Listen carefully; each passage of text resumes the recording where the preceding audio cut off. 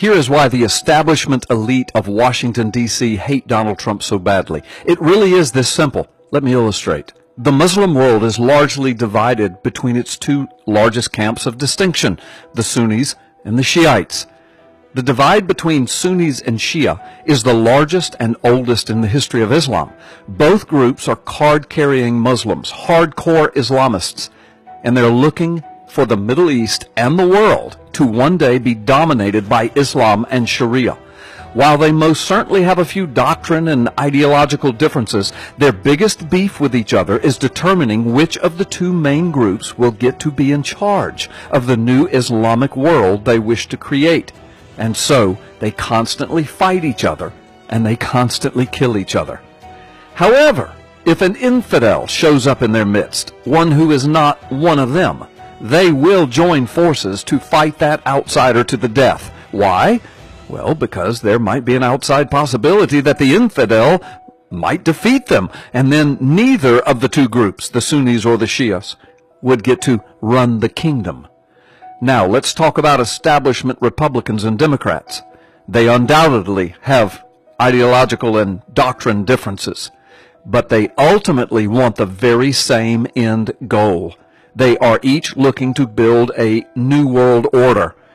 Representatives from both groups, Republicans and Democrats, routinely use that globalist terminology of New World Order for their dreams of their kingdom on earth. One used to be considered a conspiracy theorist if you pointed out this fact, but not any longer. The elitist spokespeople, from the Bush family to John Kerry and everyone in between, they constantly use those terms.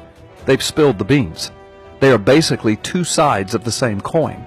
They both hold to the same religion, if you will. So what are they fighting about in Washington? Well, it's what they have always fought about. Who gets to run the show? Who gets to hold the power? They will fight each other. They will impeach each other. They will threaten each other. They will attempt to outmaneuver each other and lie to each other and cheat each other until an outsider comes along and threatens to wipe the whole slate clean and perhaps turn the whole thing back over to we the people. That prospect is unthinkable to them.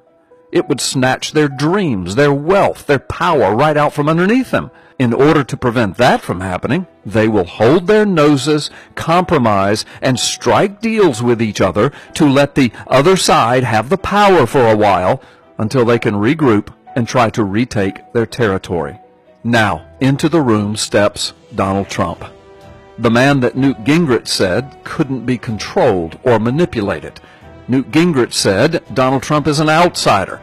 He doesn't belong to the, quote, secret societies.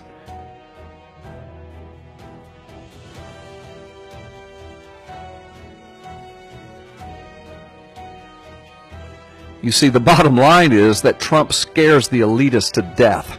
He gives the establishment crowd sheer nightmares. He's not one of them. He's an infidel. He has the potential to be the exterminator. He has a different worldview. He is much more of a nationalist. They are globalist. He probably can't be bribed. He's already richer than all of them combined. He most likely can't be manipulated, blackmailed, or controlled. That is, if he doesn't allow himself to be. And listen to what Donald Trump is promising in this campaign. And remember, this is what the Washington insiders hate him for. He says he will protect our borders, build a wall if necessary. He will stop illegal immigration and refugees. He will stop the Islamists who wish to destroy us from entering into our country. He will restore America's military might and greatness. He will restore America's economic engine of greatness. He wants to return America's corporations back to the mainland. He wants to create new, good, high-paying jobs. He wants to get people off of welfare and into a viable job market. He wants to respect our Constitution, our heritage, and our Judeo-Christian heritage. And he wants to deal firmly with those who hate us, not genuflecting and cowering to them. Donald Trump probably, in other words, won't kiss the ring of the Saudi Arabian king. And for these things, the establishment in Washington hates him. Some of them are even saying, I'll vote for Hillary Clinton before I vote for Donald Trump. Really? Well, yes, of course they would. They must. They all belong to the same religion. Oh, two different denominations, but the same religion. See, here is who hates Donald Trump. The Washington elite and the establishment shills, the liberal media, the socialists, the communists, the entitlement mentality crowd, the racist Black Lives Matter type groups, Islamists, ISIS, globalists, the Chinese, the Russians, the anti-Israel nations and groups, those who hate Christians, those who hate America, those who hate the Constitution, those who want America's borders open to the world. These are the people that hate Trump. Now you know at least a part of what's really going on in Washington these days.